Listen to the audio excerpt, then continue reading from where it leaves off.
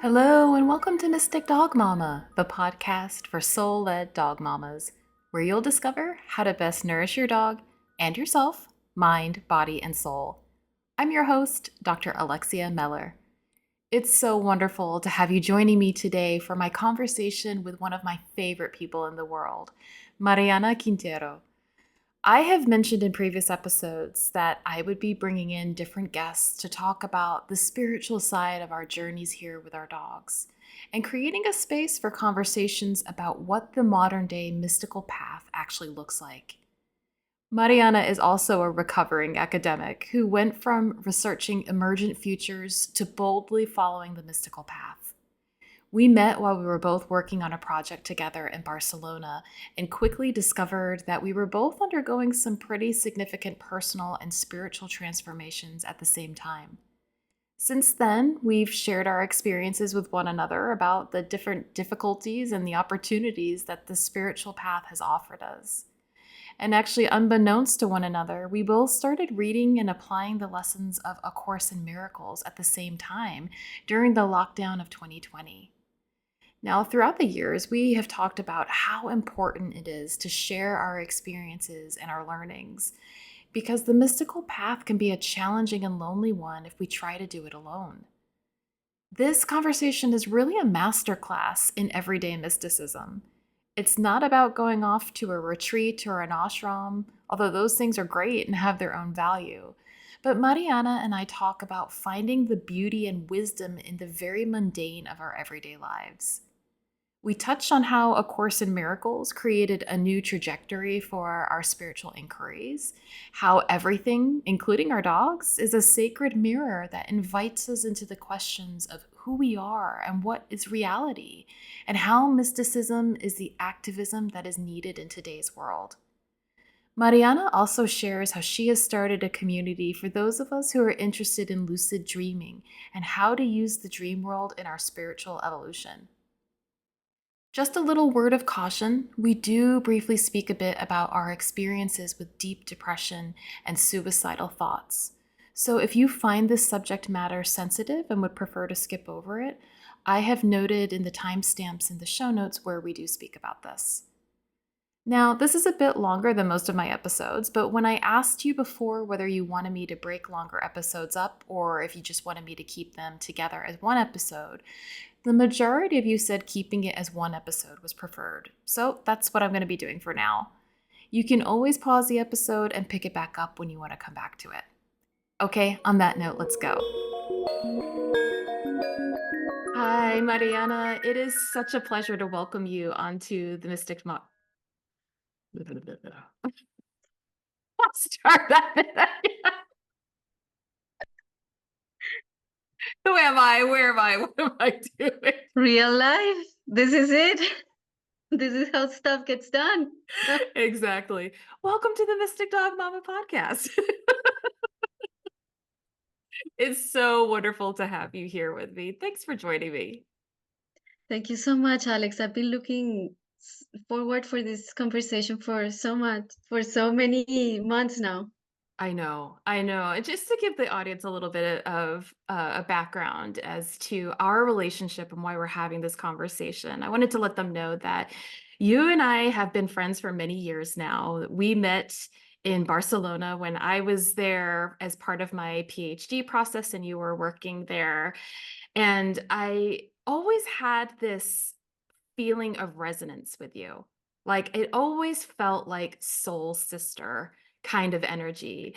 And I remember during like some of our conversations where it slipped into the depths of things and I was just like, yes, I found another person in my tribe. And I am so grateful that we have continued to deepen our friendship and what I would refer to as a holy relationship within the context of A Course in Miracles. And we can talk a little bit about what that is for the audience who might not be aware. But walking this spiritual path with you, having somebody else, as you once used the term, sacred mirror. And I think that is just such an accurate description of how I feel about you and the gift that our friendship has offered me in terms of my own personal development. And due to some conversations that we've been having about where we're at on our path, we both kind of like mutually decided that this would be a really wonderful thing to talk about. So that those of you out there listening who are on the mystic path yourselves or kind of wondering what does that look like and am I going crazy and what is going on with the world and all those kinds of questions, that this might serve as a kind of guidepost of our personal experiences so that perhaps you can see yourself in what we've gone through, find this community of support and know that you're not alone on this journey. So Mariana, thank you so much for joining me to do this. I know it's going to help so many people. I hope so. To tell the audience a bit more about our relationship, I'm an academic in recovery too, at least an intellectual in recovery, also an activist. And we both have gone through this journey of reframing what research is, what activism is, what helping others means, what putting yourself into some kind of service for the world is. So we had walked this path of reaching the limit of those questions or those identities that we had as academics that were deep into research for, in my case, emergent futures, of course, regenerative, sustainable emergent futures, such as Alexia did as well. And we kind of hit the same limit of that at some moment. I don't know if it was at the same, but I think it was very, very, very simultaneous, Yeah. no? Yeah. That kind of hitting that limit. And then, of course, a larger framework of what reality might be opened for us in different ways, in different with different tools, with different words, concepts, but we had to put ourselves in a new situation, or at least open our hearts to, yeah, to ask what that service can really look like. And of course, that is the way towards mysticism, because it's a very different, not so different, but it's a next stage of the activist phase, I think. Not not supposing that it is superior, better, or worse. It's just a deepening of that question when you hit a certain wall. Oh, totally. Totally. No, and I love that. And I think too, something that we both shared in our experiences is that as we were kind of going down this path, we were turning to different traditions and structures to try to make sense of it. Different, we've even talked about this using different symbols, like looking at Hermetic traditions, looking at Christian traditions, Judaic traditions, Hindu traditions, like kind of running the gamut to try to make sense and feel what felt right, what felt resonant. And I think for both of us, one of the things that was really helpful was actually the gift and the curse of the pandemic, in that Mm. it forced ourselves and the world to stop in a way that we hadn't experienced in our lifetimes. And I know for myself, well, we've both talked about this, but I'll speak for myself that it was the pandemic really offered this choice point. It was like, are you going to resist it or are you going to go with it? Are you going to see it as something terrible that's happening? And I'm not saying that this is about ignoring what happened, but it's more about the lens that we're using to perceive it and to explore it. But that we could see it as either like a punishment in many respects or a gift to choose differently, a gift to ask those same questions that we were asking in a different context. And in that time period, we both actually, we didn't, it was sort of unintentional. We didn't know that we were both doing this, but A Course in Miracles came into both of our lives. And for me, the course had circled around. I'd heard of it. I'd heard references to it. People that I was listening to or knew personally had like touched on the course, but I had never really gotten into it. And part of why it hadn't really appealed to me was a lot of the language that is used in the course didn't resonate with me, and I felt real resistance to it. But shortly before the pandemic, I went into a used bookstore and I turned the corner, and on this shelf in front of me was a used copy of A Course in Miracles. And I was like, okay. I mean, I've always been open to signs, and I was like, okay, this is the sign. So I picked it up.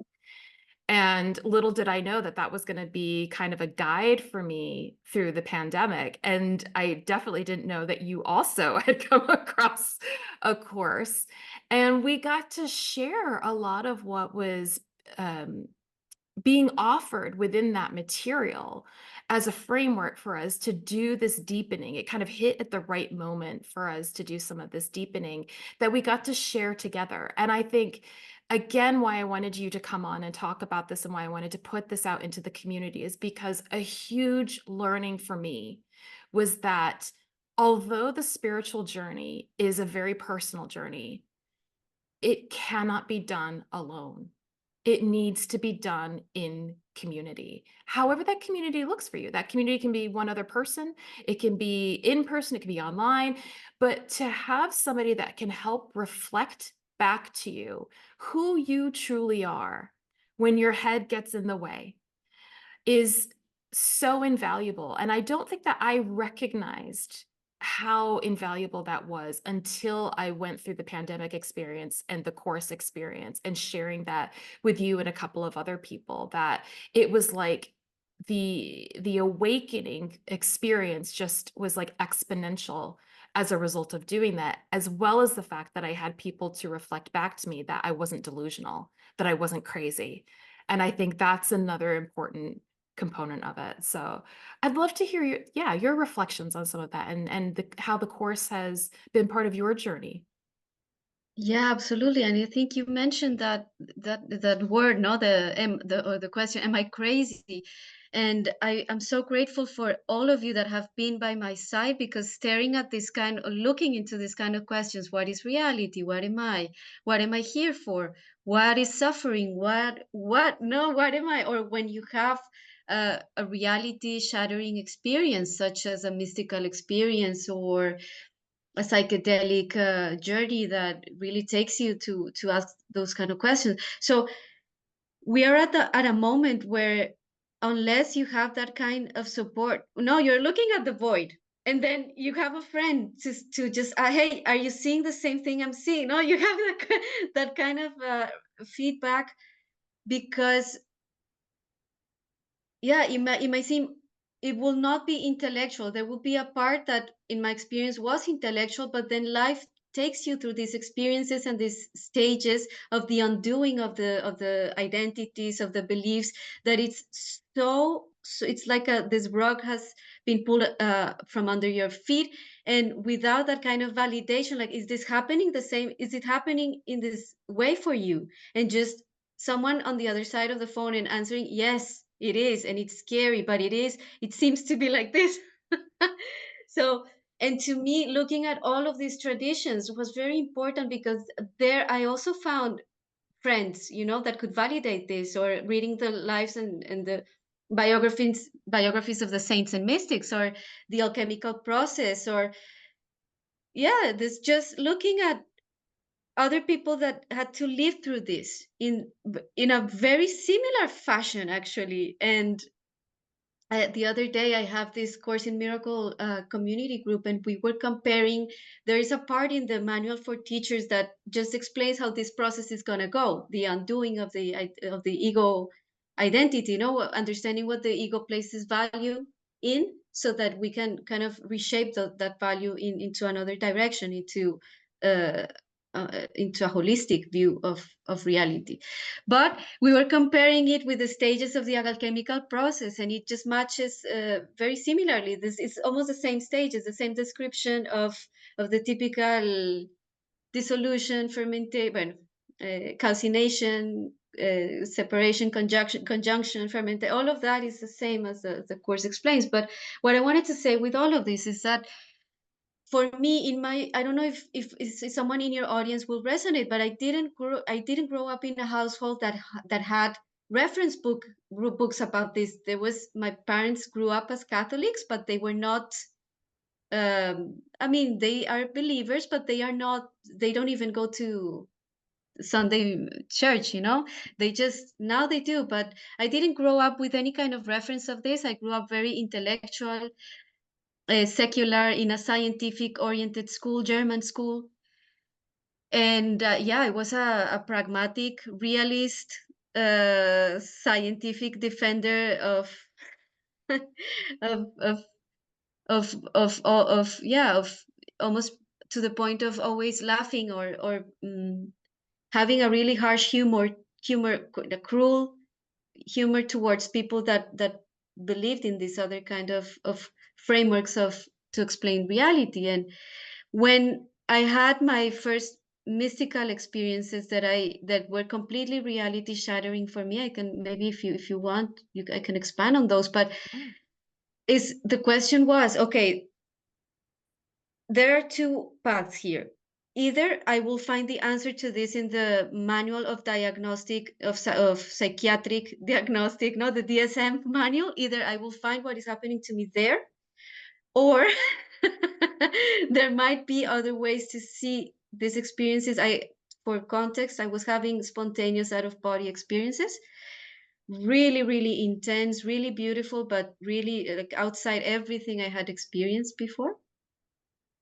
So I had two options, but I'm a very curious person. I'm also a very academic person. And when I started to look, I also asked the question, where does the DSM book, the manual for diagnostics in psychiatry, and where does it come from? So I understood that it came from a very normative moment of Western white history where everything that was out of the normal, no, disorder was considered a disorder. And of course, this is a story of colonialism, of how we understand the mind, of how we understand reality, of all the frameworks of possible frameworks of reality that got crushed under the foot of let's say the scientific Western project. And I allowed myself, I said, you know what, I'm not going to go through this path. I'm going to explore what else is out there. And I found, of course, when you look towards other cultures, there's a ton of beautiful myths and references and near-death experiences that become myth and that become religions. And but also I looked into the Western history itself. I looked into and I found like this hyper rich tradition of mysticism, uh, right under my nose, because what we consider like the right of the path Christian, let's say, path of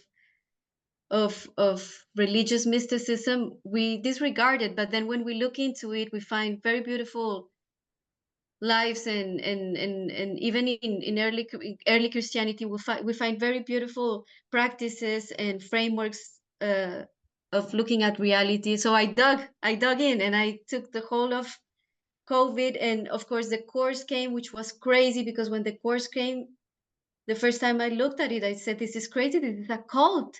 But then when you compare the course to early Christian Gnostic writings, is exactly the same message. And what's funny is that the course was published in 77. I don't remember the exact date. The Course in Miracles was published in 76. And these early Gnostic writings that were discovered in, for example, in the Nag Hammadi library in 1945, they were only translated and published after the course. So it's not like the course people would have plagiarized the. I'm only mentioning this because you start to find also in when we are in crisis in the West, we tend to look east, no, to Buddhist traditions or to other materials. But also here in the West, we find such a rich, diverse garden of traditions and systems and life stories that I think it's worth looking at, and that includes, of course, the Course in Miracles, in a way, Absolutely. Absolutely. as a revision of everything that went wrong. Yeah, no, exactly, exactly. Could you maybe give a sort of Course in Miracles 101 overview for people Yeah. who aren't familiar with it? I think that might be really helpful. Yeah, so because A Course in Miracles was a material that was channeled, or at least their writers and editors um, uh, declared that it was channeled through so the main channeler was an academic researcher, psychologist named Helen Schuckman. She was a psychologist, I think, at Columbia Presbyterian Hospital. This kind of specific dates and names. Sorry that for the listeners, I have bad memory for this, but it was, I think, in the late 70s, or the channelings were in the 60s, and then they published the material in the 70s. But she started hearing this voice, and she said to her colleague, and these people were, I mean, they were brought up in Catholic families, but they were not. Helen, I think, was even an atheist. So, but they were on a path of asking, like, is there a different way of living here, of anything? And so a voice came through her and said, sit down, right? This is a course. The voice kept saying, this is a course in miracles. Please take notes. And she asked her colleague, like, should I write it? I'm hearing these voices. I'm having these dreams. Should I write this? And the colleague said, yeah, the best that we can do is not repress it, but just write down what the voice dictates. And what came out was this huge volume on Christian non-duality, which ultimately, I mean, if you want, theologically, it responds to a non-dual vision of reality and a path towards getting to that recognition and that awakening to this to the non-dual reality of God, let's say, of the totality of the universe. And it has a theoretical part, a part that is more the theory of it. Also, the author, the voice that was speaking in Helen's inner ear, called themselves Jesus. He was the actual, I don't know, interdimensional cosmic Jesus. And he even, at some points on the text, he even corrects what was interpreted wrong back then, when all this, when he was alive. And it was really funny because he says, like, no, it shouldn't be understood like this and not like that. But anyways, the text is, yeah, so it has this part that is theory. Then the most important part is the exercises. They are daily meditations, or sentences, ideas that we can ponder. It gives us certain instructions, but it doesn't have any kind of hierarchy of initiation. It doesn't have any kind of, let's say, ritual structure. Not at all. It's if anything, it's a material that seeks to make itself useless. So I really like that about it, because it was not something that wanted to put itself above other materials, or it wasn't something that wanted to create another religion from it, but it was just a revision of the message of the original message of Jesus in a contemporary language, because it uses terms from concepts from cognitive science, from psychiatry, from psychology, from depth psychology. I find, in my perspective, it's very Jungian. So I found it to be really sophisticated. I was saying, I came to it because I thought it was some cult, and I was just so curious because what it claimed, the kind of messages that it claimed, they were so radical that this is crazy. Who wrote this stuff? I mean, this must be another American cult. People are crazy. Stop making cults. But then I've done this very intense research with, as I was trying to validate these experiences for myself. No, I researched alchemical manuscripts, and I read the whole New Testament, and I studied Kabbalah, and I went through all these phases, and I said, okay, I'm gonna confront this text. I'm gonna just read the words to see what it says. And it was very logically, it was very sophisticated. It had elements of Gnosticism, of Neoplatonism.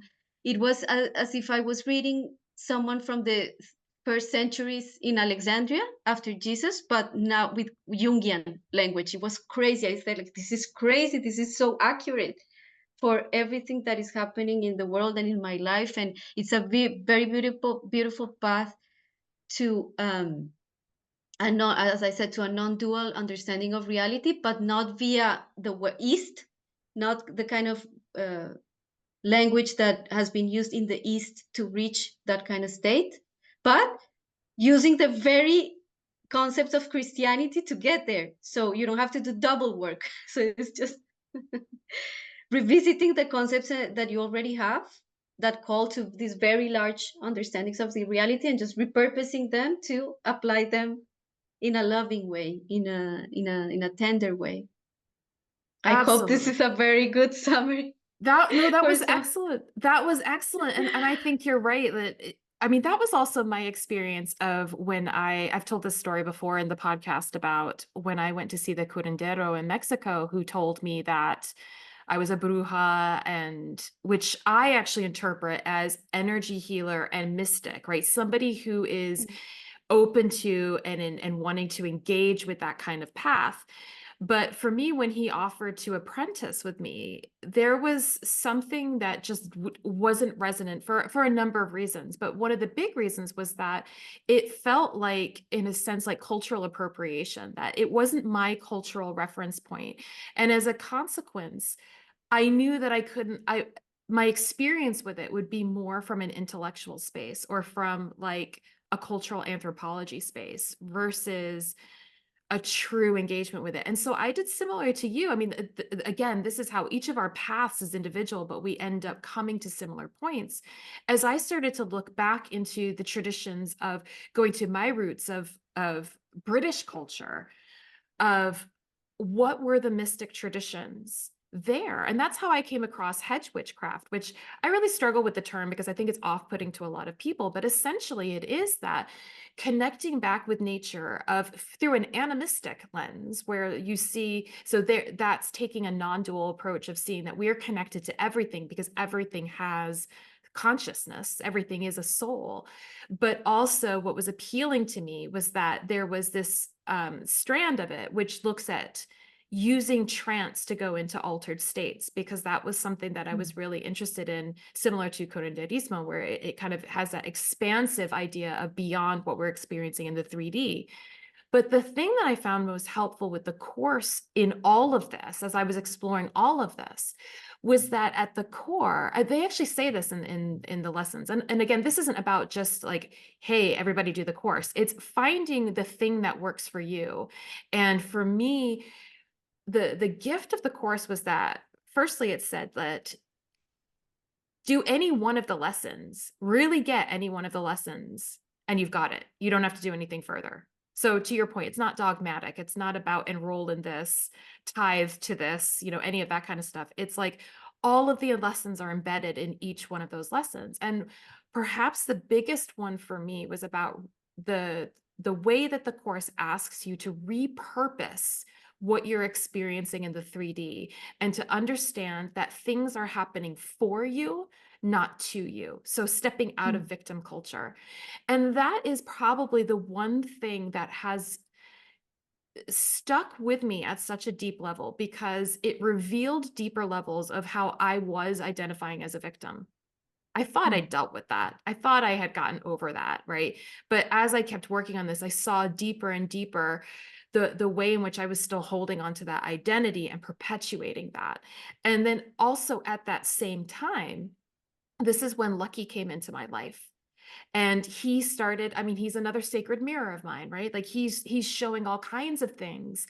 And he put me in situations just by the very nature of having a dog, put me in situations I wasn't going in before. Like I didn't experience dog walks before. I didn't experience reactive dogs.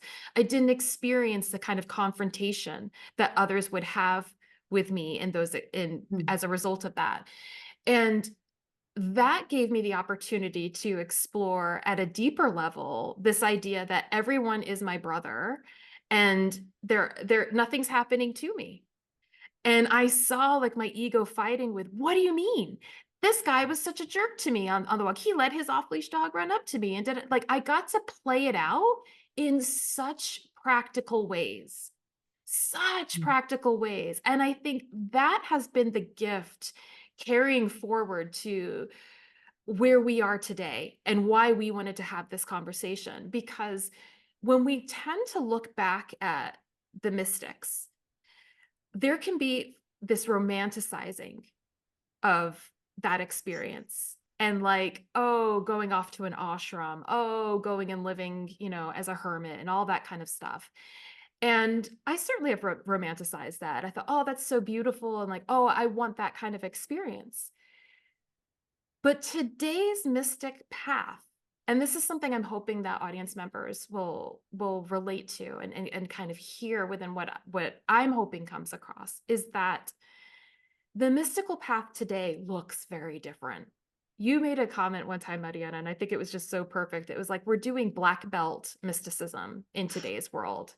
Like it is not about escaping the 3D experience. It's not about escaping your life. It's not about trying to align yourself so you can manifest a different life. Like, I think that's a lot of the manifestation conversation. There's nothing wrong with having preferences for something different, but it's that both and sort of thing where is it possible to be really present and to see the mysticism in what is happening in your everyday life, including the person yelling at you on the dog walk, including your dog being ill, including cleaning your teeth, like all of the things, right? That the mysticism, the mystical path is embedded in all of that, rather than trying to escape all of that in order to have a mystical experience. And I know that's something that you've really experienced, particularly in kind of like recent times. And I wondered if you might want to touch a bit about your experience with some of that. Yeah, sure. It came to mind. One of the first corrections that, for example, the Course in Miracles does is that it says, okay, the problem of evil, the problem of violence, the problem of sin is an error in perception, is to perceive that you're separate from something else.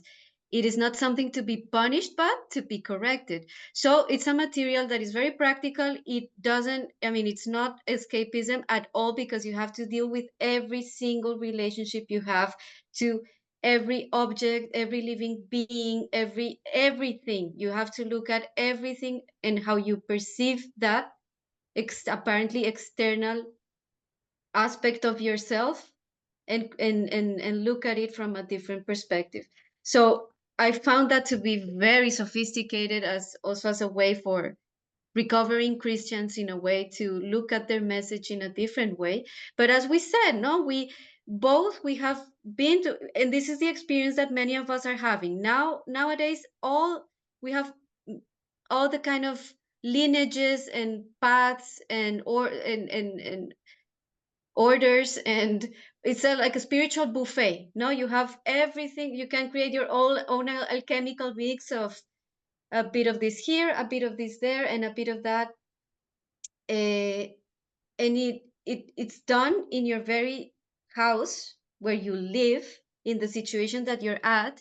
And I started to think about this because it's a different kind of, we're living in an era where a different kind of experience is offered to us. And I think it's for the very reason that you mentioned, to not escape the actual circumstances that we've created. Because there was the let's say the mainstream path was that you would not go to a monastery, or go to a secluded place, or a space that was dedicated, where you were allowed to follow this path. I want to become a nun, I want to become a monk, I want to become a mystic. Or I was speaking about this the other day. Many women just went and became nuns in monastery, in convents, because this was a protected space from the madness of the patriarchy of societies that were absolutely going bonkers. And you could go to that space and follow this tradition, and follow these rituals, and wear these dresses, and you were kind of, you allowed yourself that process, and you were allowed to do this by society that donated so that these spaces would work. Or, I mean, the whole complexity of that, of how monasteries were kept going, the infrastructure, the rituals, and all of the problematics of that as well, no? Eh,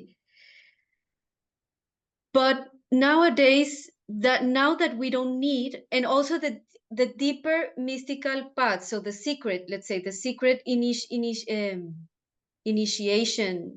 pathways, no, where if you recognize that there were serious issues with the traditional structures or hierarchies in the, the apostolic, no, the Roman Apostolic Church, if you were suspicious of all that, but you still wanted to follow Jesus's message or another kind of message, then you had this access. Maybe you had access to a secret order that you would follow the same kind of path, no, through initiations to see if you were a person that was trustworthy. Because if not, then it could be a spy, and the whole community would be murdered or burned, as happened with so many dissidents from the official, let's say, the official canonical religion in many places in the world. But you also have this system, so you were part of a secret community, and you had even these secret handshakes. Like there was this whole ritualistic and this whole symbolic aspect to it. But nowadays that this is not necessary, because this has opened, all of this has opened to the world, of course, to different degrees and different times of places. But let's talk about the experience that we're having here. So it becomes strange, because that decision that you made, I'm going to become a mystic, and you went and inserted yourself in this kind of formal infrastructure. Yeah, we're not doing that anymore, because this had so many problems that is falling to pieces in its own. This whole infrastructure is falling because of its own weight, of ideological weight, of what it creates, the kind of relationships that it creates. But we still are heading towards this. And even people like myself, I really like Jesus's message, but I don't want to be related to any of the kind of infrastructure that exists today to do that. And this Course in Miracles thing, it was just a self-study book at home.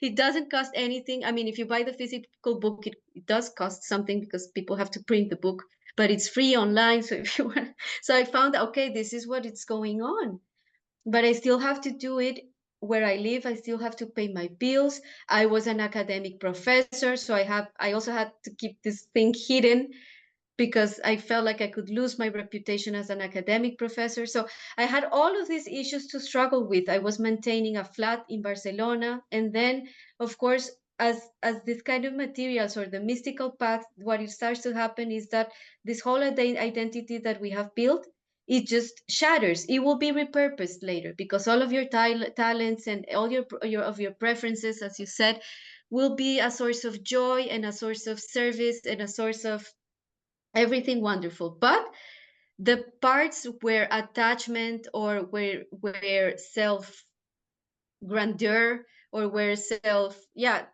the ego aspects of that have to be gently removed, or at least not removed, forcibly removed, but you have to start to look at those aspects and what they are doing for yourself, if they are hurting you or if they are helping you. But anyways, a huge part of our identity falls apart, and you don't have the infrastructure of the monastery or the rituals to feel safe. And I often quote Krishnamurti, because I feel Jiddu Krishnamurti, the Hindu philosopher, because I feel like we cannot do mysticism in the same way after Krishnamurti, because Krishnamurti was someone that pointed out all of the problems that ideology had, that ritual had, that he was a person that he grew up as a boy. He was selected, he was chosen by the Theosophical Society to be the new Christ manifestation, and he was groomed to be like this kind of savior, and he was immersed in all of that craziness, and then he woke up from it, and then the rest of his life, he just dedicated his life to pointing at all of the issues that the religious systems has, the systems of when the mystical experience becomes something structured by the mind, and something that wants to be crystallized over centuries, no? And you lose this fluidity of life, the enormity of life, what he called the immeasurable, which is actually what we're trying to get in contact with. But anyways, so I was dealing with all of that, like with Krishnamurti and the Course in Miracles and all these gurus and Instagram discount 777, and I will let's ascend together, but you have to pay me, like all this stuff that is really complicated. And I'm sure people need to buy stuff and need to eat. So also there are services, and people need to exchange energy for their services, whatever they are doing. So I was dealing with all of this mess.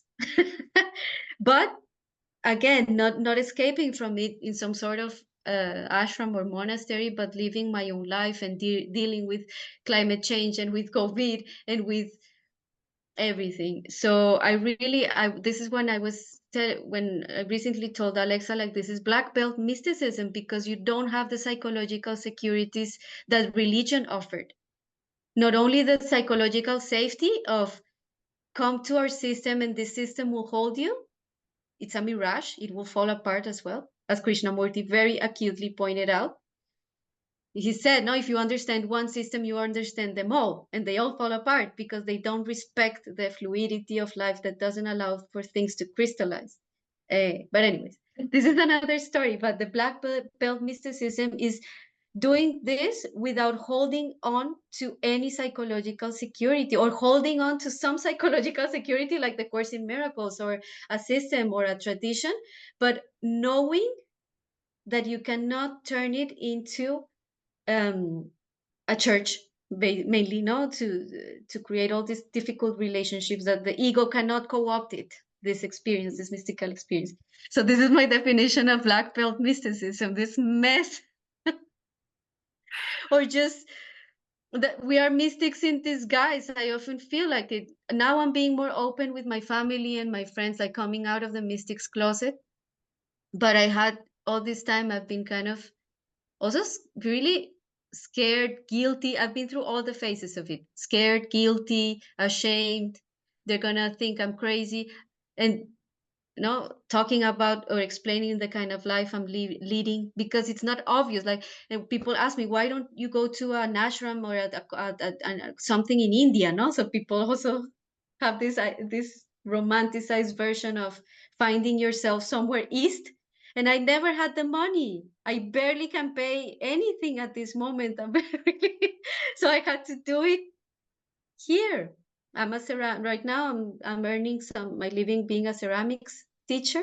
This is I mean, I was an AI researcher, but I also know how to to make some pots. So I don't know. Opportunities start to present themselves, but it's not some kind of sacrifice. This path just takes you exactly to the moment and the time that you need to be of service. So it's kind of, yeah, it's weird.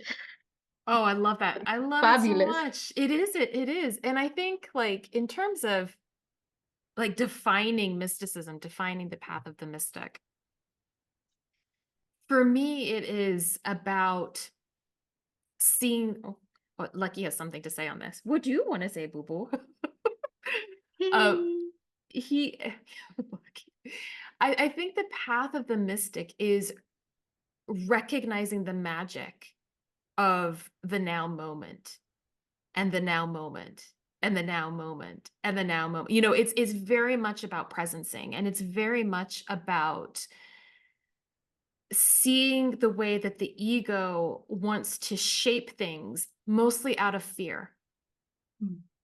and how we're being called. And I think especially in this day and age where we are going through some really dramatic changes on a variety of levels, it's how much can we come into heart space. And again, here's one of the lessons of Lucky, and what I think many of us in this Mystic Dog Mama community recognize is that our dogs demonstrate this for us. They call us into this moment because they're heart-based beings, and they are living very much in the present moment. And I think the path of the modern day mystic is our challenge is not just about the dogmatic systems of religion and other kinds of societies that in the past have created some sort of structure for a religious or spiritual experience. We're also being challenged with the structures that are falling apart in our secular life. And I've talked to quite a few people, you and I share this as well, where reflecting back on what you were saying about identity and the kind of disillusion of identity, and the dissolving of identity, that we have we have been raised to use identity as another one of those structures of support, of it's an illusion of security. I identify as a professor or an AI researcher, an artist, or any of these labels that we give ourselves that somehow we think give us a sense of security in saying who we are and the role that we play in society. But so often, I think what we are actually seeking and why many of us are kind of falling onto or into this path is we recognize that that's not true, that that's not enough. It doesn't have the depth. It's not really who we are. And so there's questions of who am I and what am I doing here? But the way in which we are modeling, I think, service really is that as we see these structures collapsing or at least transforming in front of our eyes. And you can feel COVID was that the whole pandemic period was, I think, kind of a glimpse of what we're going to be going into because we're in these cycles where it's like the phoenix rising, right? Like in order to move into our next level of evolution or ascension or any of the language that you want to think about in terms of how we are expanding, things have to fall apart in order for something to be reborn. Mhm. And so we're very much in this phase of things falling apart, and yet we don't have the next thing. I was talking to a friend last night and I said it's almost like we're on these sort of spiritual monkey bars, and we've got one hand holding on the bar right behind us, and we're mid swing trying to reach for the next one, and it's not appeared yet. And Mm. in that space, in that moment, it's a choice point. Am I going to be fearful that it's not going to appear and I'm going to fall? Or can I be coming from a place of utter trust and love, knowing that it's appearing in front of me and it's going to be right there, even though I can't see it? And I think that's very much a space that we're living in culturally as well as kind of individually. And I think within all of that, the mystical path is starting to look like how much we can let go of identifying with all of the things around us and seeing them differently. And how can we I'm gonna throw in and use the term that you shared with me in a conversation that I think is just so beautiful and perfect for encapsulating this, and I think will be a really helpful metaphor for people, that we're invited to stop seeing our life as, "Once I get through this, then. Once I have this, then. I'm gonna sit and meditate, and I'm gonna do the spiritual things because I wanna get that thing." So I'm doing this practice that's meant to really center me with this intention of if I'm high vibe enough, if I'm aligned enough, I will get all the things that my mind is telling me I need in order to feel secure, in order to feel abundant, in order, right? So it's Mm. constantly future oriented and externally oriented. And the phrase that you offered that I think is so beautiful was about the parentheses. And can we see that life really is about living within this parentheses of this moment? It's not about what came before. It's not about anticipating what is coming in the future. But can we truly, truly accept that whatever we are experiencing is life? It is life and what we are meant to be experiencing rather than the thing we're meant to get through as quickly as possible to get to the other side of the parentheses because the grass is greener over there, or that's really what I want. And I wondered if you could talk a little bit about your personal experience with that and what kind of has transpired that brought that wisdom to the fore for you. Yeah, absolutely. And I guess the best way is with my actual life story. So when I started this process, or at least this process accelerated because of the Course in Miracles, um, I kept doing my job and holding on to that identity that we were discussing, this academic identity. But then I started, I knew that many things would change. I just didn't know. I knew that that I would have to go through many changes. I didn't know where it would take me, but slowly the changes started to appear, and it was very, very gentle. It was not like stuff was taken from me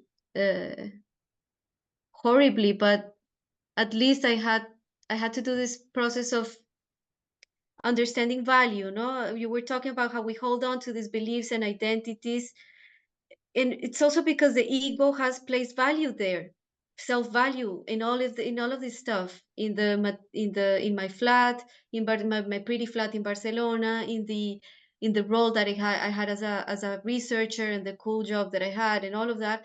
So my whole value depended on all of it, and it had to be taken so that I could recognize that my value is eternal, and it doesn't have has it has nothing to do with these things that I placed there, my inner child, wounded child or teenager placed there just to feel safe and accepted and not to be rejected. But anyways, all of that started to become undone. And at a point where I quit. I didn't have to quit my job, but I quit my job as part of the process. I knew that it wouldn't work anymore.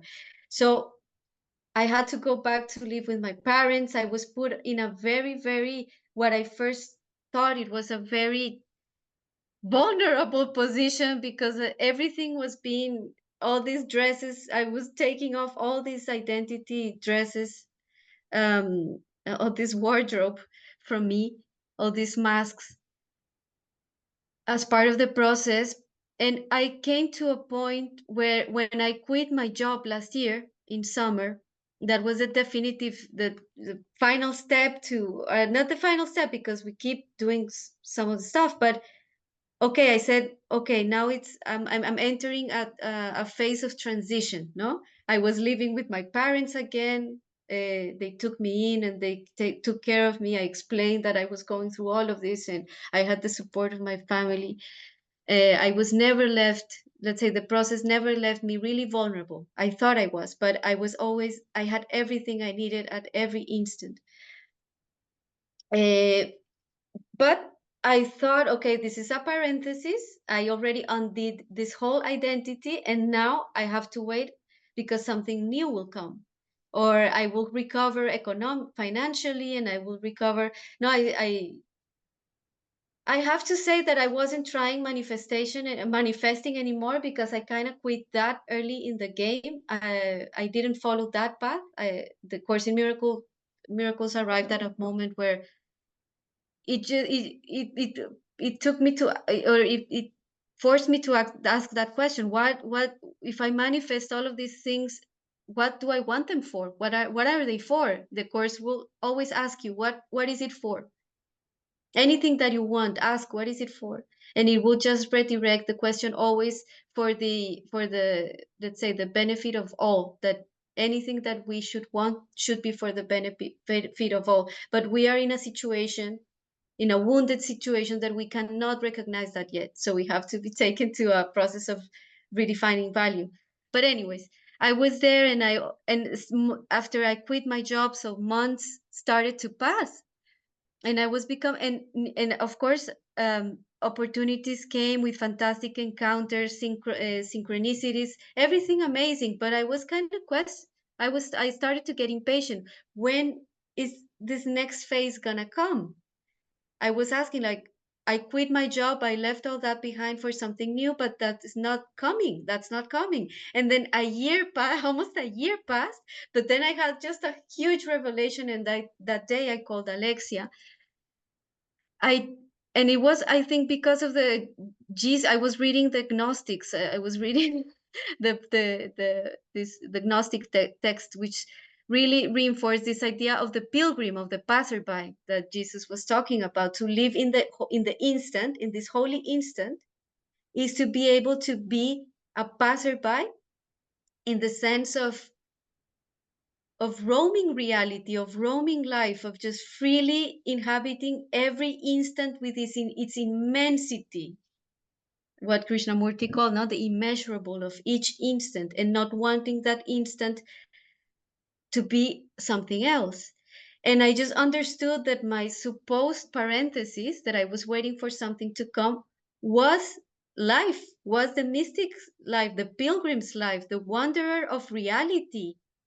Even that I would also, that this was the proposal, just while you're here in this body, you will live like this. And when you leave this body, you will explore reality, the vastness of reality, of, let's say, non-material reality, in the same way, because it's a garden of wonders to explore. Here, of course, in the 3D, we have some issues. Apparently, there is a larger reality where we don't have this kind of issues that we have here, because we chose the experience of being separate from one another.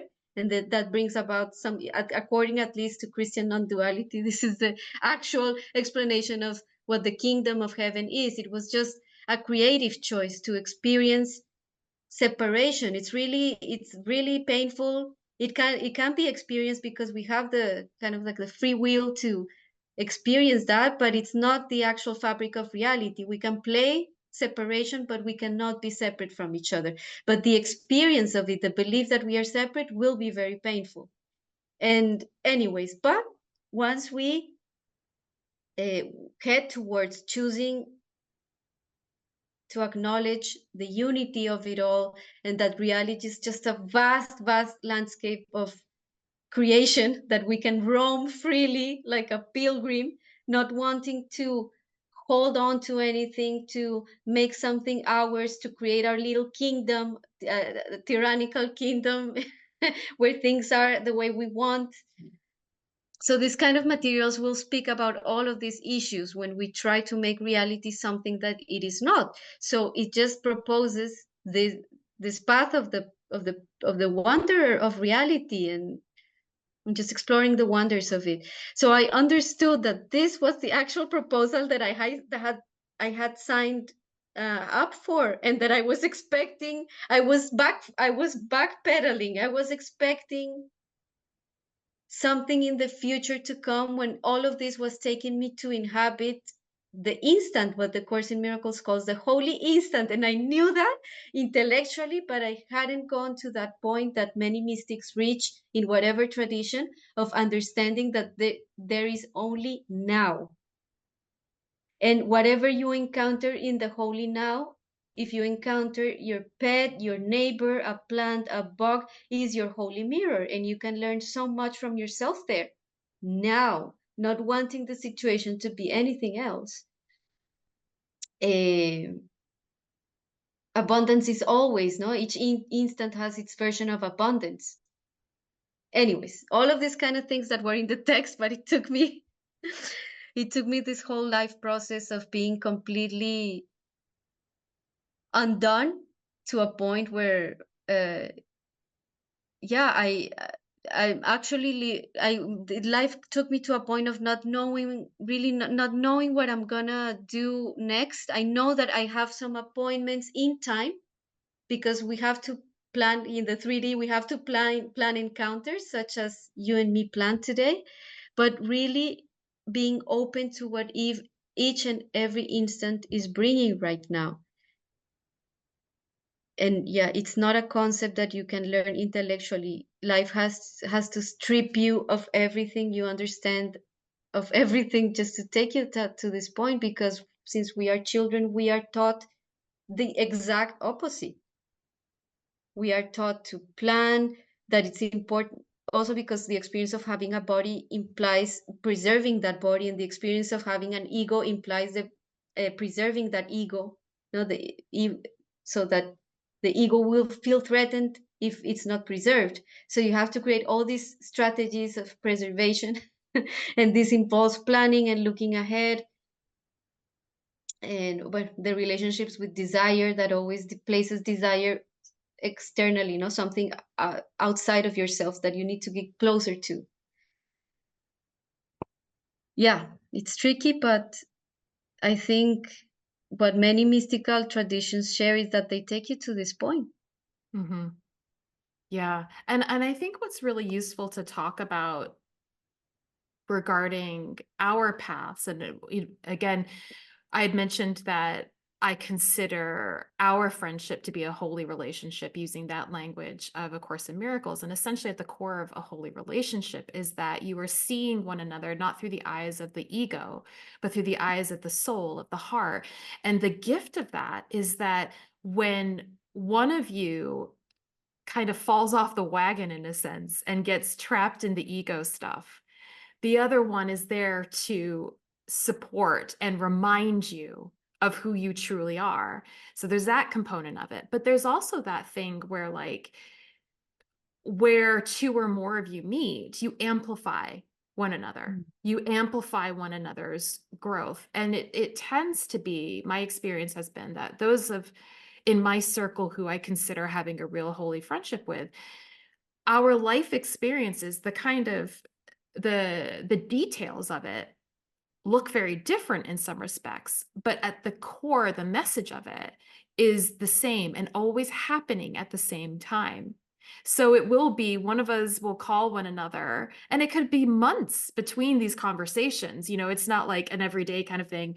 And how are you now? What's going on now? But it's more like one of us will call and say, this is going on. How about you? And you're like, oh my God, I'm going through a very similar kind of thing, a similar learning experience.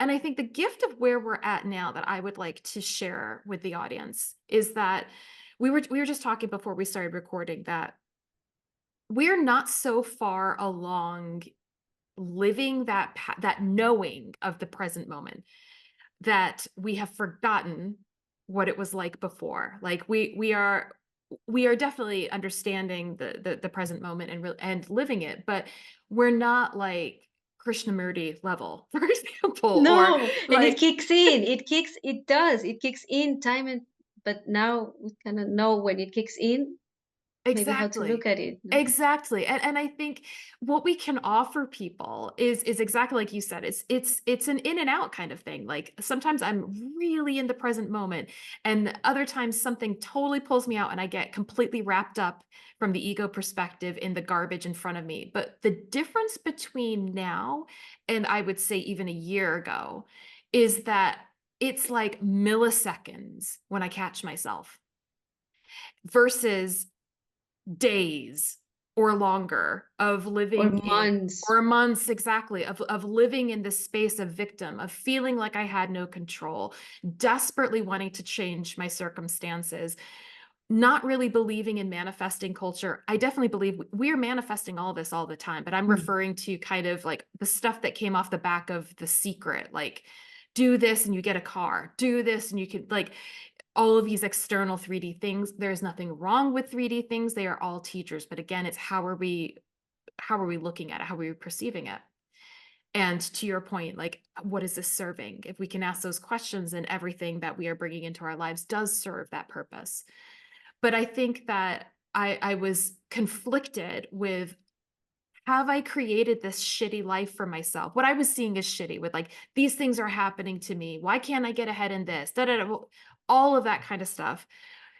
I'm obviously not high vibe enough was my thing. Like I'm not manifesting correctly because that was the kind of dominant culture around me. And I think that would then put me in a tailspin of desperately trying to change my energy to change my circumstances. So still that same game. I've got to change the 3D before I feel good, feel good.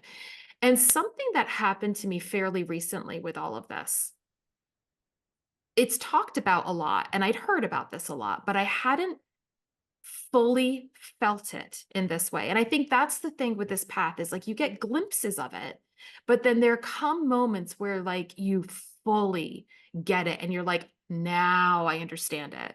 And then if you're like me, you'll try to replicate it and it doesn't happen like that because you still try to control it. And then the more that you just sort of soften and allow things, you do start to have these feelings again. But this is something that's talked about in manifesting circles related to changing your vibe. Can you feel what it is that you think that thing you're seeking is going to make you feel? Like we want Mm. things in our lives because we think they're going to make us feel a certain way. And the gift of teachings like Abraham Hicks and the kind of law of attraction and law of assumption world is that they are speaking the truth that everything is within you because everything is you. There is nothing outside of you. There is no future moment. Everything is now. So if you're anticipating a feeling, you can conjure that up yourself. When you think somebody is making you feel good, they're not making you feel good. You are making yourself feel good in response to that thing. So you are the one who's in control of absolutely everything. And so when I started to contemplate things like abundance or the again from that kind of dominant culture where I felt like I was doing something wrong. Hmm.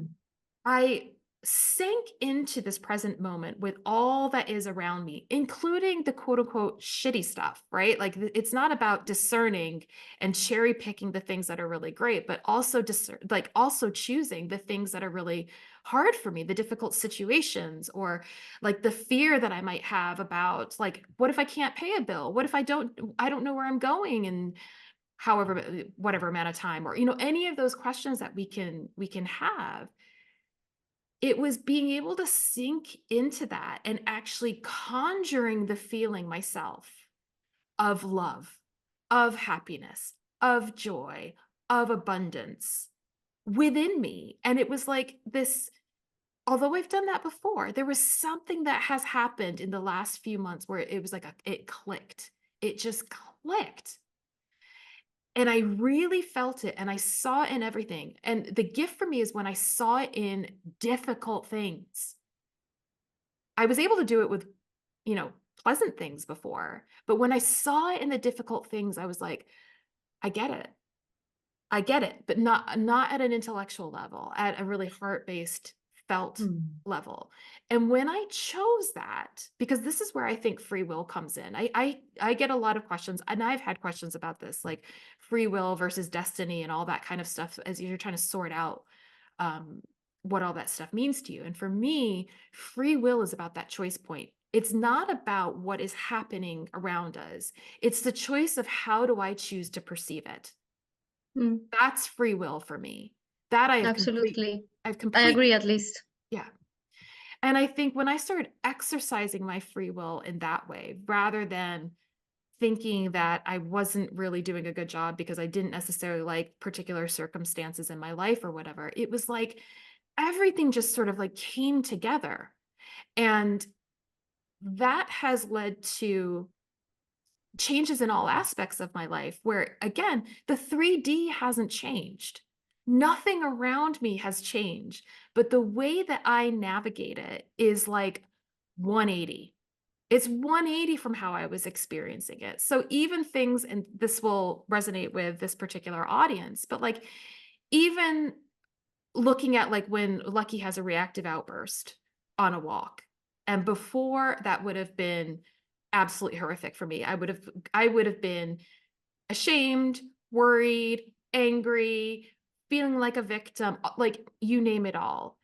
Those things still happen. But the way that I am engaging with it is I can't even I don't even think language is appropriate to express how different I feel about it. The exact same things are happening, but I'm not seeing it in the same way. I'm seeing it as lessons, not from the perspective of if I learn this, finally my circumstances will change. There's no expectation of the circumstance changing.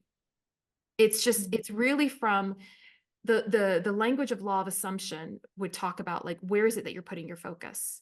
What part of reality, if you are everything, if everything is happening now, what part of it are you choosing to focus on? And that's where I'm exercising my free will. What am I choosing to see this as? Where am I choosing to place my intention, knowing that anything I place my intention on will amplify? What do I want to explore more? And there are days that I'm like, I really want to explore victimhood. Like, it feels kinda good to repeat that story over and over and over, but I'm aware that I'm doing it. I'm aware that I'm choosing it. Yeah, it's very different. It's very different. Mm. You made me think of, because I know this, the audience will probably relate, but when I arrived to this house, I was in the midst of all this undoing of my identity and coming depending on my family again and on donations from friends, like really struggling through the shame, the guilt. I'm a 30, almost 36-year-old coming back. Like, I'm more prepared than a yogurt, no? Having studied, this is a Colombian saying, más preparado que un yogurt. In terms of, I have all this academic background to me, and I was put in a situation where I had to depend on donations from my friends, my family, all the help that I could get. But I felt like horrible about it and guilty, ashamed, and doubting that the path that I had taken was really worthwhile. Anyways, but what was a huge life lesson for me is at that point, I adopted two kittens. One I adopted willingly. I went, and this was some kittens that were born somewhere in the countryside here, and they were in really bad conditions. And I took one, and with the little money that I had, and my mom helped, we both nursed him to health. So, but the kitten always, he was very receiving of the love that we gave him. So Merlin, my cat, my male cat, he received all that love, and from that moment on, he became healthy, and he has always he's always embraced the kind of love that we give him. But at the same time, another kitten, a female kitten, came to my garden. She came because she liked my Merlin, the male cat, and she started to spend time here. But she was absolutely terrified of everything. She traumatized cats. Probably someone hit her, or she was even maybe someone even tried to kill her. Apparently, she was in a very bad condition too. But she didn't allow me even. I couldn't even get close to her. She would only allow the cat Merlin to get close to her. But I started feeding her as little as she would allow me to. Like, I would leave her a bit of food there on the wall because she wouldn't even come down. So this took us, I have lived in this house for 4 years now, I think almost 4 years. And gradually, the situation has never changed. I have always shown Merlin and her, Nimue, I have always shown both of them all that I love that I have. So my mom has also helped me to buy the food, and they have always had food and love and water.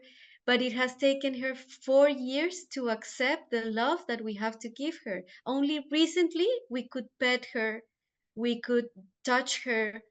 She only recently she started coming into the house to eat. She doesn't sleep here. Still, we have a bed for her. Like, we had this, everything that she could ever hope for. Like, all the love in the world that she could ever hope for is here. It has never changed.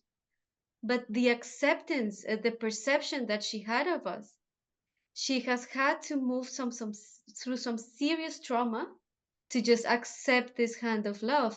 And one day it just struck me, like, this is God's love. It just struck me so hard, Alex. I was put down to my knees. Even now, I get a bit emotional about it, because it was just such a sacred mirror. And some people might even consider the example a bit, I don't know, domestic and frivolous, but for me it is not. It is just it was such a realization of, and of, yeah, this is divine patience. The love has always been there, but we have to move through to accept that. And there were even days where she would starve because she was so scared to come down to eat, that she would starve herself until I looked for her and tried to put the food close to her. Like, I had to go an extra mile for her because she was so scared of us at every noise, completely a traumatized kitten. But now last month she just rolled over and allowed me to scratch the belly, which is a huge milestone, I understand, for kittens. For cats, now she's a cat. Bueno, I just gave this example because I feel like she reflected to me this path that I had. I didn't mention this before, but I struggled with severe suicidal depression since I was very young, like from my late teens. It was a gradual depression that got even worse and worse and worse.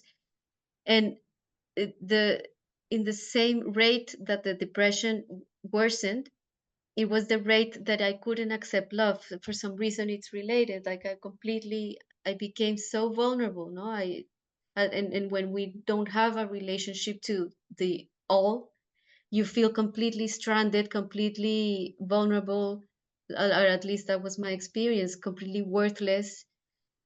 And this path, the mystical path, took me to accept that love again, slowly, very fearful of it, because I didn't know if I was crazy, if this was just some story that I wanted to tell myself so that I wouldn't finish it all. Like I was so suspicious of it all until it's as the Kabbalist said, just taste and see that this is good.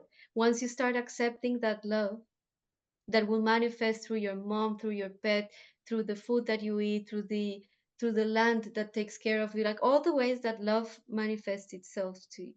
But once we start accepting it, and we can become more loving towards other, because now we become those uh, we become channels of that love. In the situation that I was before, I couldn't give love to anyone. I had so much hate and anger in my heart. And this is when we start to understand systemic issues from another point of view, um, of how, if we don't really look at these parts of ourselves that are completely wounded, and also as victims or perpetrators in terms of the system, no, of the 3D system, but also making amends with that, and just allowing ourselves to become to become available to that love that wants to go through us, and that will make us happy and the others happy, and joyful, and really bask in that general love that we can all at some point could or will get to bask Mm, in again, into no, the preposition failed me there. I don't know, just bask in that's that good. love. Yes, Yeah. absolutely. I love that you've brought up Kabbalah again, and for a number of reasons, and but specifically what I think is really useful to what you were talking about is that even the etymology of the word Kabbalah coming from Kabal means to receive, Mhm. and that we are here to be receivers.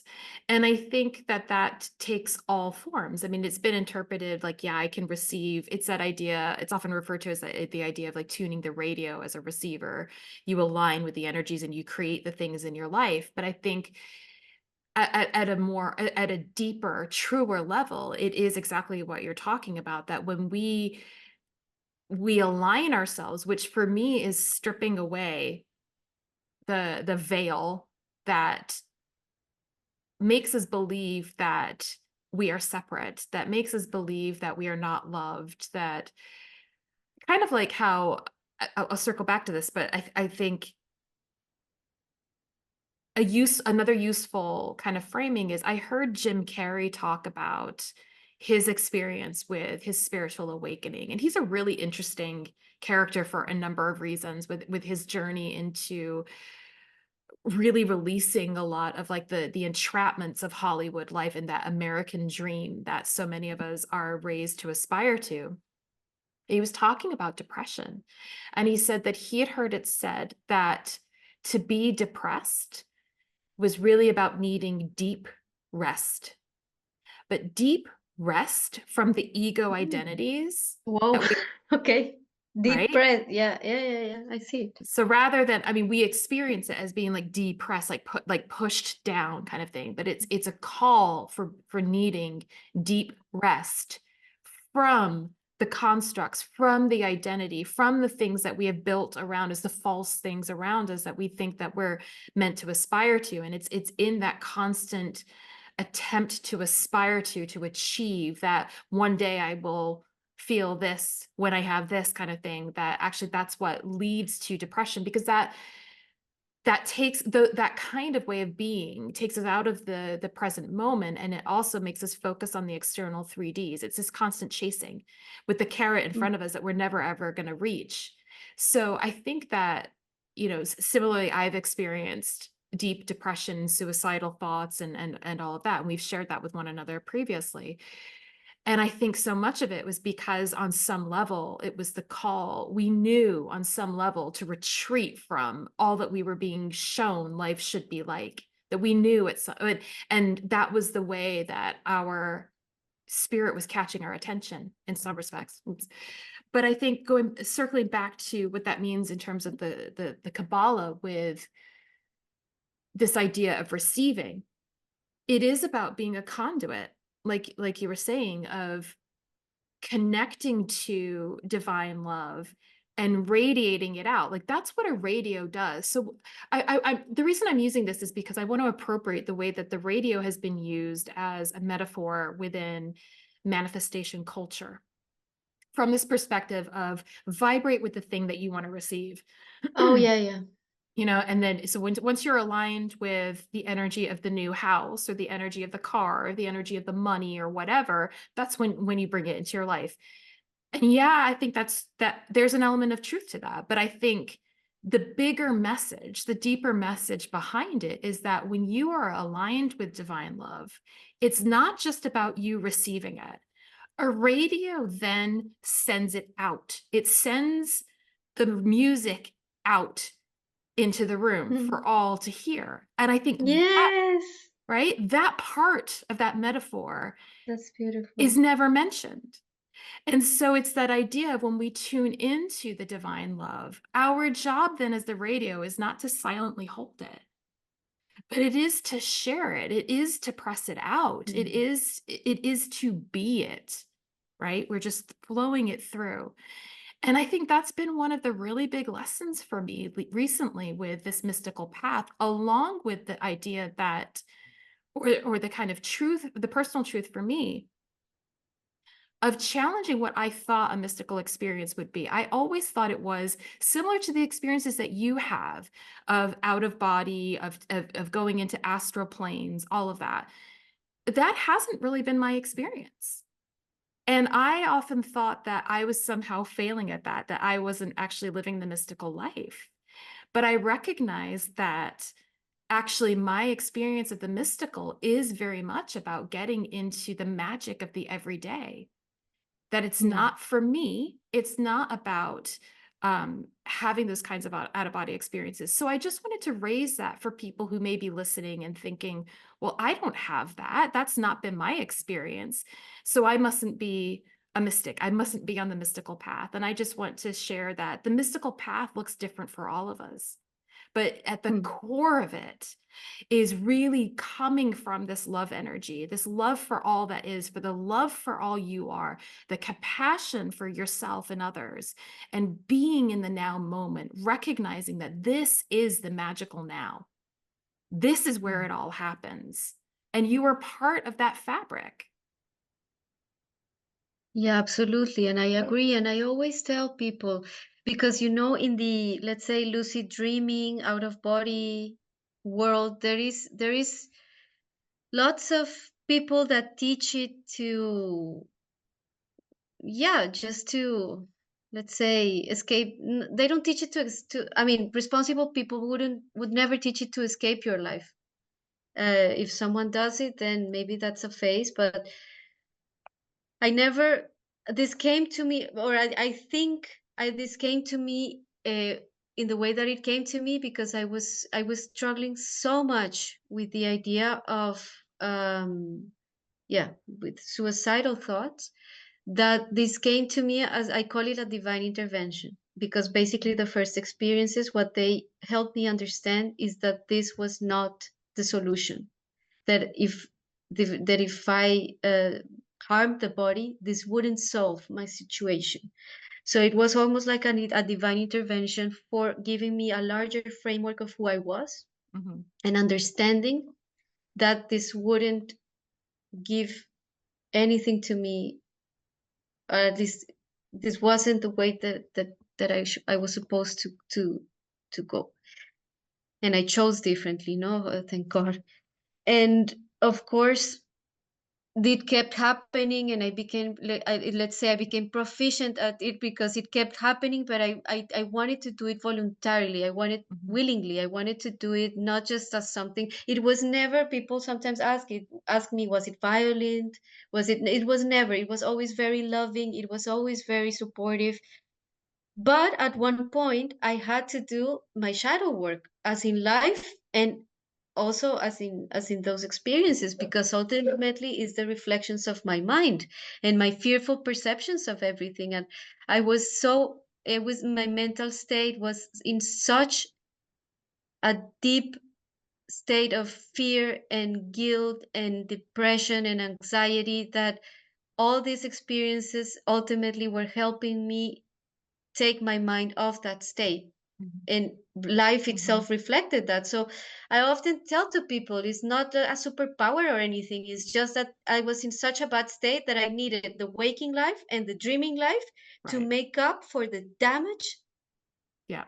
I had. And I often tell this to people, I don't remember having nice dreams. All my life, I've had nightmares.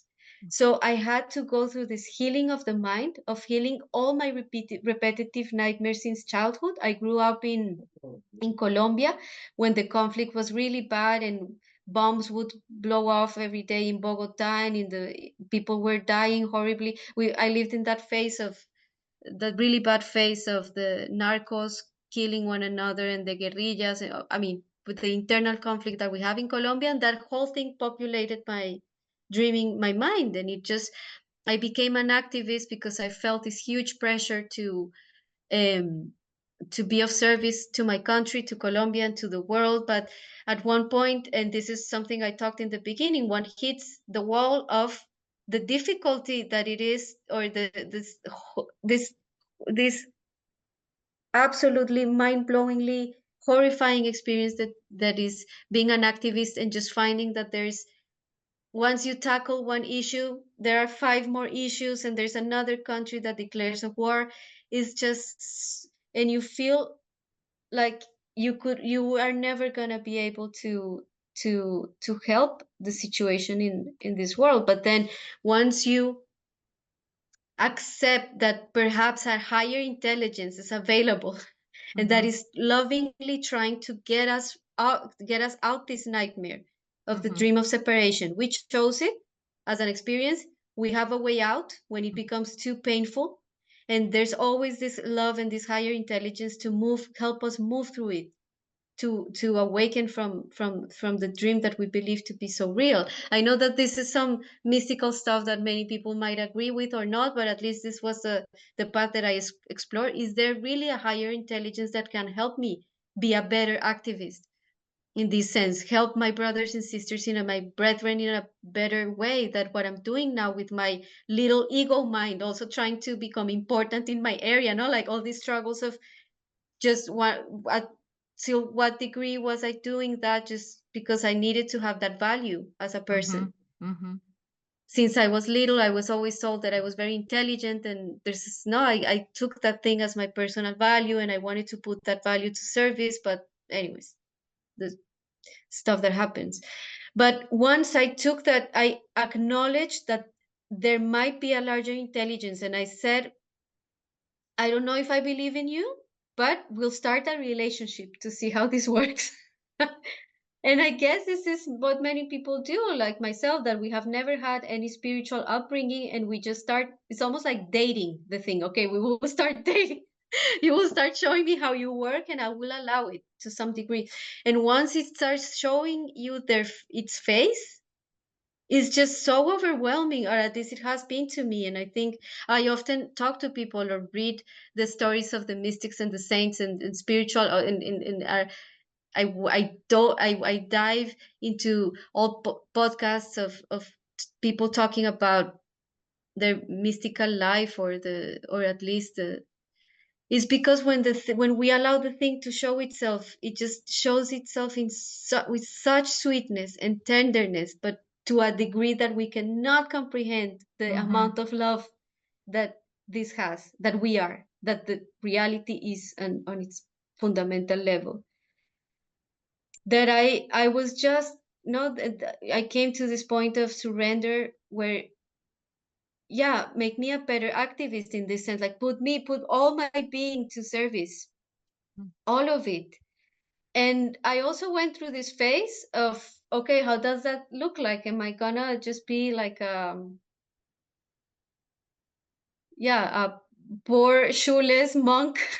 So, but this is also an idea that I think we're overcoming. And even the Yeah. Jesus in the Course in Miracles says, like, this is not necessary anymore. This was a moment, but this is not necessary anymore. And the idea of sacrifice is actually really harmful. So we Mhm. won't go for that. You will have, if you accept this idea of complete abundance in the Holy Instant, you will have everything you need to exactly, to be a conduit of the love, you have to be at that instant. So in this instant that I have to be a conduit for love, I have a computer, I have internet, I have a house, I have a roof, I have everything I need just to deliver this message of love Mhm. to whoever is struggling, to whoever might be resonating with what you, the beautiful things and the beautiful people that you bring in your podcast. And that I'm thankful to be here today because I was that person. Like my life hung from a thread, and if it wasn't from someone just talking on a podcast about these things, then yeah, I don't know. It's Mhm. just this service that we don't know, that we are. I'm just having fun with my friend talking about everything that we love, and for me it's the highest, my highest excitement, my highest joy. But for someone might be the love that they need to receive at that moment, right? That's So right. it's this radio effect that you were talking about. So I don't need to hold on to this computer or this house or this roof. I don't need to hold on to it just to give me safety. I need it right now to be this conduit of love that I need to be right now. And in the next instant, whatever I need for that will come. And the next instant, and the next instant, and the next instant. That's And right. this, at least this is the path that I'm walking, and it seems to work. it Exactly. seems it seems to work. Exactly. No, I agree a million percent. And just 1 second, Lucky's asking to go outside. He's crying, so I'm gonna Yeah, let him out 1 second. Showing love to my dog, letting him out. exactly. No, but I agree with you. I think just all of that, all of it, all of it. And it is trusting in who you truly are. And this is the usefulness of being able to make that separation. This is where separation is useful in a non-dual context. Recognizing the ego self versus your higher self. And when you are asking questions from the higher self and when you are trusting in the higher self, do I trust in my ego? Absolutely not. Do I think that my ego actually has my best interests at heart? No, because it's operating from that perspective of trying to save me. Yes, trying to keep me safe. But it has such a limited vantage point that it's not really the best expert to go to. And so can I go to that higher version of myself and really trust in that everything that I need will be given to me, and also trusting that even if I don't like it, if it has been given to me. So again, that goes back to the issue of preference. I might not like it, I might not prefer it, but at this point on the journey, it's a both and situation again. I cannot like it, and I can know full well that this has come into my experience as part of my expansion. So I'm not judging it from the ego lens like I used to. And I wanted to touch on something that you were mentioning about the kind of the activist energy, and what you were saying, that like you sort of tackle one issue and yet another issue unfolds, and it's just a perpetual thing. Something that I have found really helpful and resonant that connects as well to this notion of preferences is something that I hear Paul Selig talking about from his guides, his channeled conversations with his guides, where there are specifically two things that he speaks about quite regularly that relate to this. One is that you cannot hold another in darkness and be in the light yourself. The minute you put another, whether that's another person, another idea, another situation, whatever, in darkness, when you hold it in darkness, you are putting yourself in darkness too. The other thing is that he speaks about is that anything that you are experiencing from personal perspective and or from the collective perspective, it is because you were in accord with it. And he uses the guides use the term accord as an ACCORD agreement, and Mm, a chord, ACHORD, meaning from the musical perspective, like in a resonance with it. And so if we are experiencing war in our life experience, it's because at some level we are both in agreement and in resonance with it. And it's an invitation to look at what that is teaching us, as well as to flip that back into ourselves and look at the wars that are happening in the external at a grander scale are the same energy. They're just a larger version of the wars that I hold within myself. And so the way, and this doesn't mean you don't do anything about the wars. This isn't this It's not about complacency and just sitting back and saying, yeah, okay, we've got wars, whatever. When you are in a position to help, to serve those individuals involved, you do that.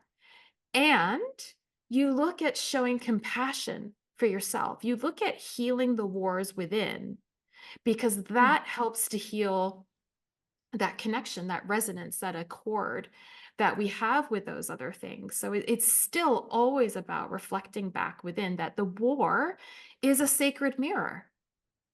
Yeah, it is. In the Course in Miracles, it would be the same. Like whatever grievances you have on your mini scale will be the grievances that we are experiencing at a large scale. Yeah. Yeah. Or everything will just show you the effects of our will. If our will is to be separate and we kind of like go into the experience of separation, the effects of that will become very visible, because I will want to have my kingdom, my separate kingdom, and your separate kingdom, and then this the whole effects of that Mhm. will become visible. Or the effects of choosing the experience of separation involve, for example, in its most extreme example, the atomic bomb, Mhm. when just particles just fall apart, or asteroids crashing on planets. Is the whole thing. And even the no the as the astrophysics physicists now are telling us that our kind of universe, it will end up in a heat, probably in a heat death, that is just the particles are so far apart that they cannot exchange any energy anymore. So even this model shows us the kind of experience that we chose, that we will perceive as all as in the end as if all particles were so separate from each other that they cannot even exchange any kind of energy of love or love anymore. Now, the Course tells us this is not possible. I mean, you can dream it for a while, but creation has put a limit on that belief. You can experience, see the effects of this will, this crazy will that you want to experience. You can experience it. You can see the effects of it, but eventually, once you state and you decide, I choose differently, I choose union, I choose to see my brothers and my sisters as myself. That means all living beings. I choose to not harm, to not have to harm anything, to preserve myself Mhm. in that. So then the higher intelligence will come and will just, this will be the invitation to help you be this conduit of love, and for healing yourself, and to heal your relationships that were based on this idea of separation. No, to keep the separate mind, the separate self, you have to build all these walls and all these grievances, and these relationships where some people you love and some people you don't. Like this, the whole system that we have comes from an initial will. So the Course basically redefines this whole idea of the original sin, that and the Course is quick to redefine sin, no, as a lack of love, uh, that just needs to be corrected. Where love is lacking, love must flow through, and that's sin. That point. That's it's not something to be punished. It's not something that you. So the whole thing is redefined, and again, it's a way in which you perceive the other, in which you, and if you perceiving incorrectly your brother and your sisters as a menace, as a threat, this whole thing will create its group of effects. Is all. It's so it's almost like a ramification of an initial, okay, let's create this experience where we are separate. And this has a whole set of ramifications of the experience, but then you can chop off the branches. But if you go to the trunk, and this relates to Kabbalah, not only to Kabbalah, but to Gnosticism. And there is a verse, I think it's in the book of, in this, I don't know if the secret gospel of well, there's one of the Nag Hammadi texts that mentions that Jesus was the one that found the root, or at least that exposed the root. Like, no, we can chop off the branches all we like, but the root of the problem is that we're believing that we're separate from each other. And if we insist on that belief, it will branch out. Now, as what we were talking about, we can be activists and chop the branches all we want. But if we don't go to the root of that belief in our minds and all the grievances we hold in our daily life, because I don't know, we feel like the neighbor is a threat to us, our cousin, our mom. Like we have all these distances and we put apart from each other. And yeah, it will create its infinite set of effects. At least this is what the course, how it exposes it. Like the course says we're going to show you the root of the problem so that you can see if you decide differently or Mhm. you chose differently, and this is why this is coming to you, because we're trying to show you what choosing differently means. Is a Mhm. change of mind, is a change of heart, of how you perceive whatever you think is a threat here. And well, I don't know, Absolutely. this was Absolutely. another course one-on-one, but I guess I resonated a lot with this message because I really felt like there was no way to deal with the all the issues we have in the world if it's not in an experience of looking at it from a root perspective. Where is this really coming from? And we don't even have to take the mystical path. If we just take like 20th century psychology, depth psychology, like all the advances we have in cognitive science and psychology, and we see that whatever we are, no, the wound that that we have will be projected as, no, the hurt people, that people that have not had, people that have certain sets of collective or generational trauma or abuse will at some stage, yeah, it will come out as a projection in so many other ways. It's, I know it's a very risky topic, but it's pointing to us.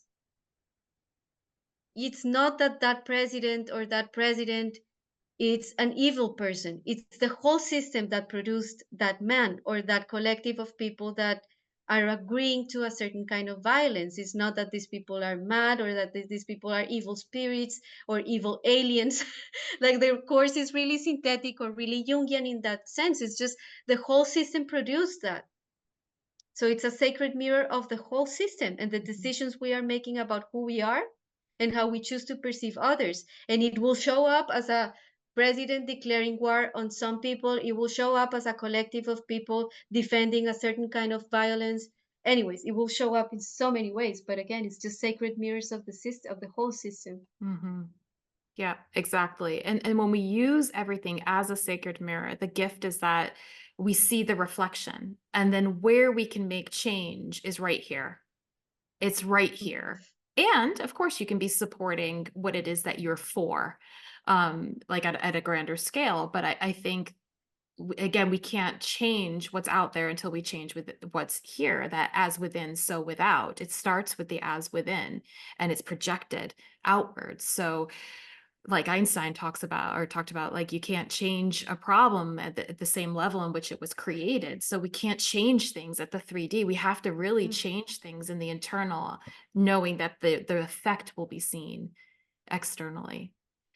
This has just been such an amazing conversation, and I really hope that whoever needs to hear it hears it and feels seen and feels like there are various ways to enter into this path, and that at the core of it, for me, is a recognition that we're not alone in this, of having compassion first and foremost for ourselves. And that's something that our dogs are really great for teaching us, is to connect with that feeling, that level of compassion.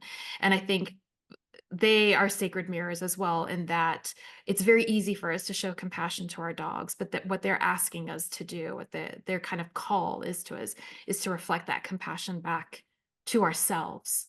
That's one of their greatest gifts, and that there is community.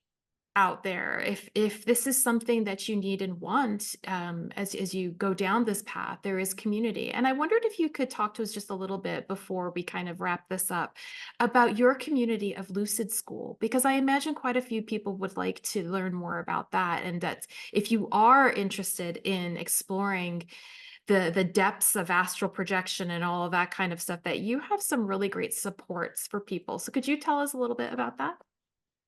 Yeah, sure. I mean, it was something that came along the way. I didn't intend for it to be something, uh, let's say, like a project, but it happened as people were being more open, or I started talking on podcasts, on different places, even here in a lunch, in a garden, in a meeting, and people were, yeah, we're starting to open. Uh, to being more open about experiences that they had. I mean, there are people that struggle, for example, with sleep paralysis, or have struggled with all their lives, or are simply curious about working with their dreams, or have been struggling with nightmares all their lives, such as is my case. So I decided just to create a bit of a space for that. It's not coaching, it's not mentorship, none of that. Is everything I do, is it doesn't have any kind of contribution or cost, but I just have different spaces for people to come together and be able to have this, again, the sacred mirrors of how to engage with your dreams, or how to deal a bit, or how we all deal with sleep paralysis, or with the experiences that we're having. Now I have like a subgroup that were people that were interested in studying the Course in Miracles, so we study it together. We have like a study group in Spanish for people that are studying it in Spanish. I don't have the English one yet. But yeah, we just come together, and it's called Lucid School, but it's not really a school. It's just like people finding people to talk to and that can resonate with their experiences. It's spontaneous. Just people approach me, and I try and I show them what we currently have. If we have a Course in Miracles group, or maybe a session on lucid dreaming, I will keep them posted. Is Yeah, it doesn't have like an official structure or courses or none of that. It's more, I guess, kept I knew that I would respect this kind of like the mystical pilgrim kind of ethos of it all, and I just give it to the higher intelligence to for it to make the most of it. So if it happens, and it will help people. Or if you want to approach me and just have a conversation with me, I will be glad to. So Amazing. yeah, this is Where the can idea. people where can people find information on that? Yeah, I have an Instagram account. It's lucid.school.